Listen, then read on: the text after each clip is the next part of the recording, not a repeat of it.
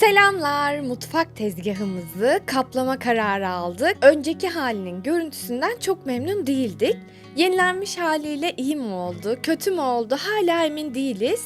Yeni hali görüntüsü olarak çok güzel fakat kullanım aşamasında bazı sıkıntılarımız oldu. Onlardan da bahsedeceğim. Hadi başlıyoruz. Malzemeler kurulama bezi, metre, maket bıçağı, makas, folyo. Tezgahımızı önce temizliyoruz. Sonrasında bir bez yardımıyla hiç ıslak kalmayacak şekilde iyice kuruluyoruz. Islak bırakırsak folyomuzu sağlıklı şekilde yapıştıramayız.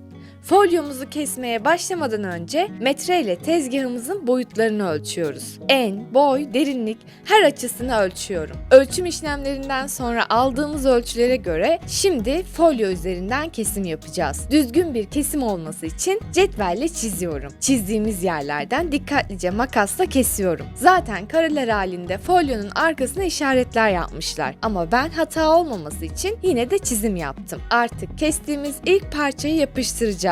Köşeye gelen kısmı ölçüp oranın boyutunda kesim yapıyoruz.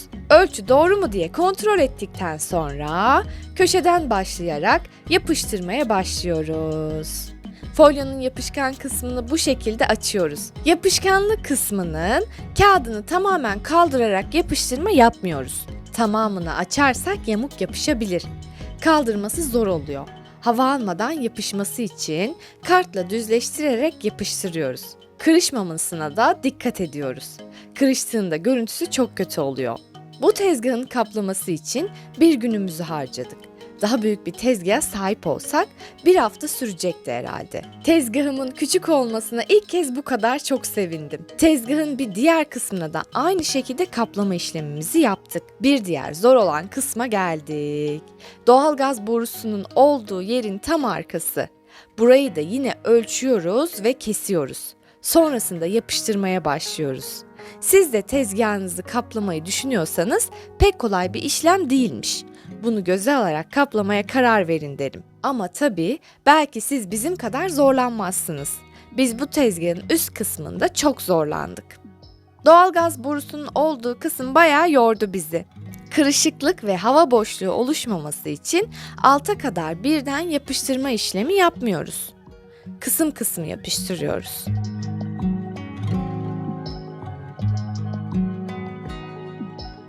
Sona geldik.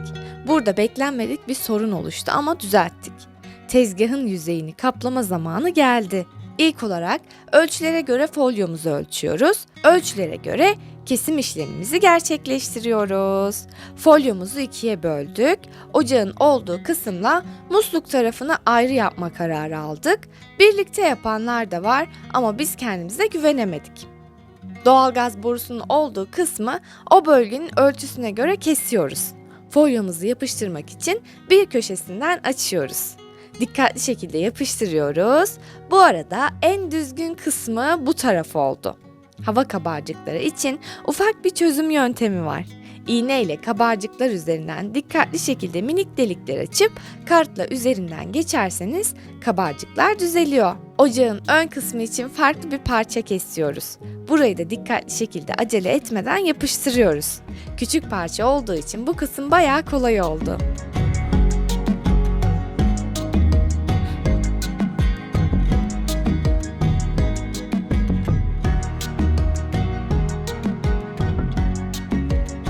Lavabonun kenar kısımları için ince ince folyolar kesip lavabonun kenarlarını kaplıyoruz. Yuvarlak yapıda olduğu için üzerinden yapacağımız bölümde açıklıklar olacağını düşünerek bu kısmı 2 kat kaplama yaptık.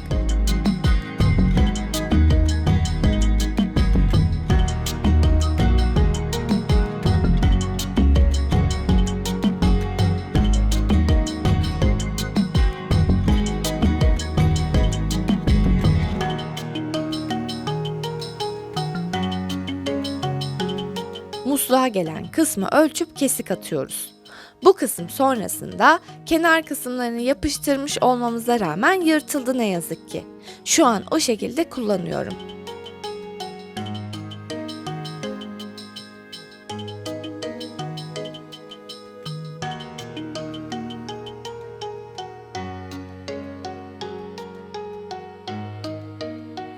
Lavabonun oluşturduğu boşluk kısmının ortasından keserek delik açıyoruz.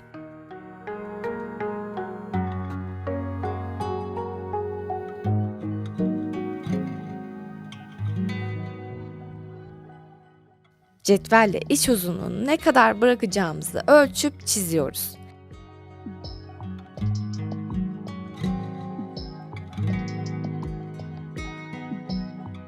Maket bıçağıyla kesip yapıştırıyoruz.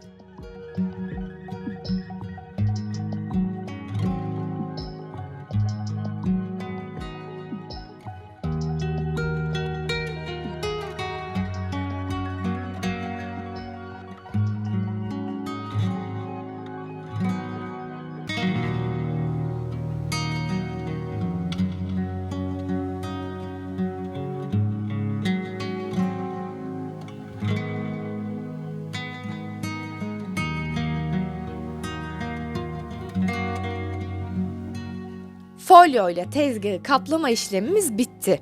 Silikonla kenar kısımları ve birleşme noktalarını yapıştırıyoruz. Biz sıcak silikon kullandık, hiç tutmadı. Sonra soğuk silikonu aldık, onunla yapıştırdık. Çok iyi durumda değil ama yine de idare ediyor. Açıkçası beklentiniz pürüzsüz, orijinal duran harika bir tezgah şeklinde olmasın. Belki tezgaha bu formu kazandıranlar olmuştur ama biz çok beceremedik. Eski haline göre görsel açıdan çok güzel oldu. Yeni görüntüsü çok iç açıcı fakat tek sorun bazı noktaların kalkması. Çamaşır suyu ve bulaşık deterjanı zarar vermiyor. Diğer kimyasalları henüz denemedim. Bir başka videoda görüşmek üzere. Kanalıma abone olmayı, Instagram'dan beni takip etmeyi unutmayın. Sevgiyle kalın.